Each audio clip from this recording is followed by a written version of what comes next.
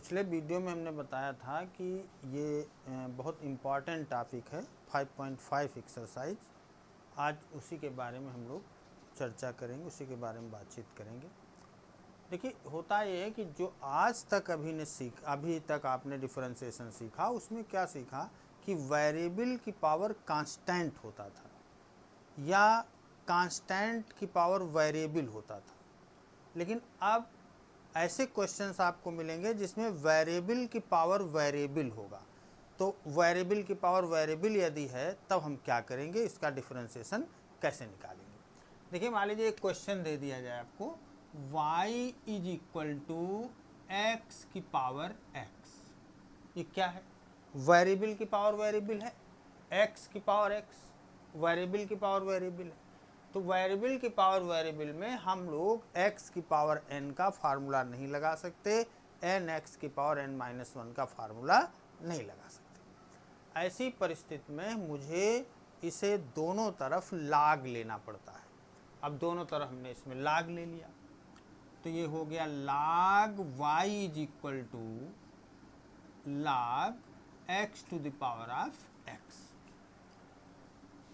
लाग y is equal to x log x।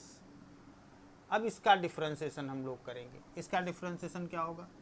1/y dy upon dx is equal to d upon dx x log x। अब इसमें दो function है, first function second function. 1/y dy upon dx is equal to first function d by dx second function plus second function d by dx first function. 1/y dy upon dx is equal to x into log x का differentiation 1/x plus log x और x का differentiation 1। तो dy upon dx is equal to, y को उधर ले जाएंगे, ये x cancel, y 1 plus log x। अब ये जो y है वो x की पावर x है, यहाँ पे पुट कर देंगे। तो dy upon dx is equal to, ये जो y की वैल्यू है x की पावर x की पावर x यहाँ रख देंगे और ये आपका डिफरेंशिएशन हो जाएगा। x की power x 1 plus log x आपका डिफरेंशिएशन हो जाएगा। तो वेरिएबल की पावर वेरिएबल अगर कहीं है तो आपको log लेना ही होगा। बिना log लिए आप वेरिएबल की पावर वेरिएबल का डिफरेंशिएशन नहीं कर सकते। अब बात उठती है कि अगर वेरिएबल की पावर कांस्टेंट है तो क्या हम log ले सकते हैं? बिल्कुल ले सकते हैं।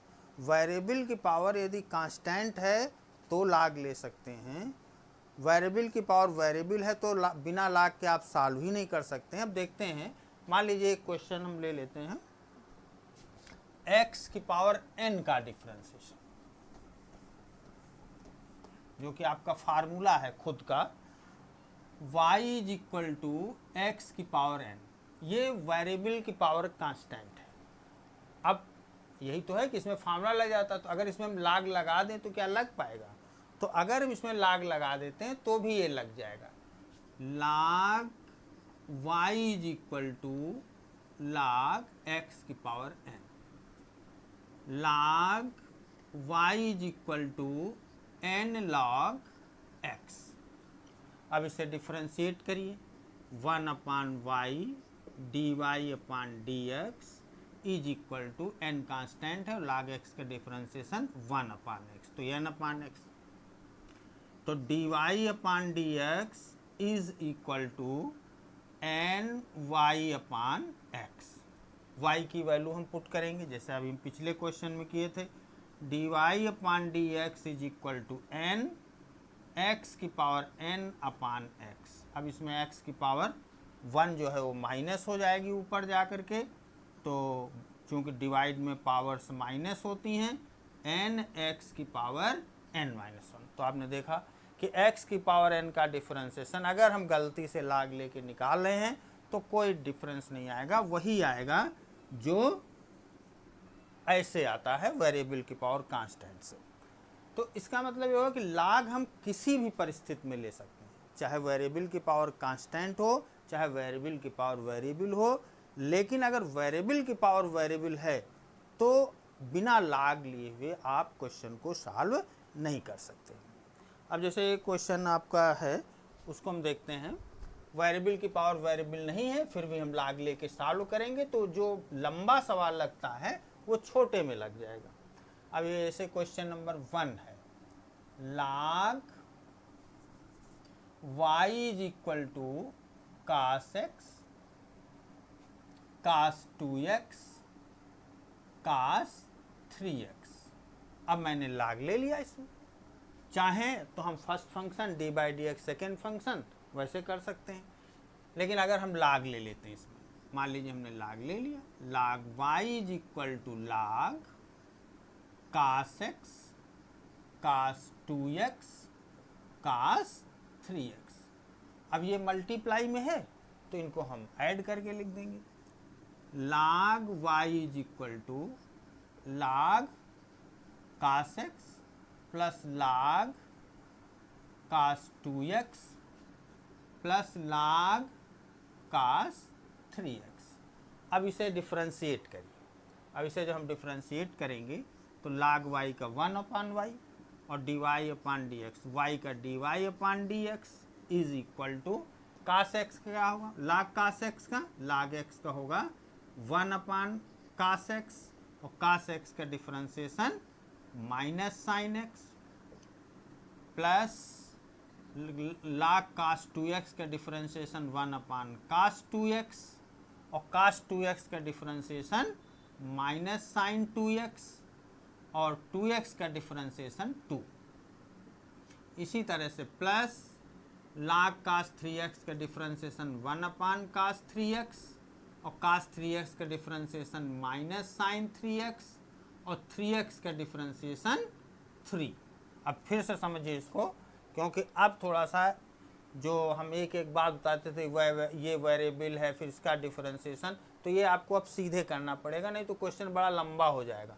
log y का डिफरेंशिएशन log x का 1/x तो ये 1/y हो गया, फिर y का differentiation dy upon d x.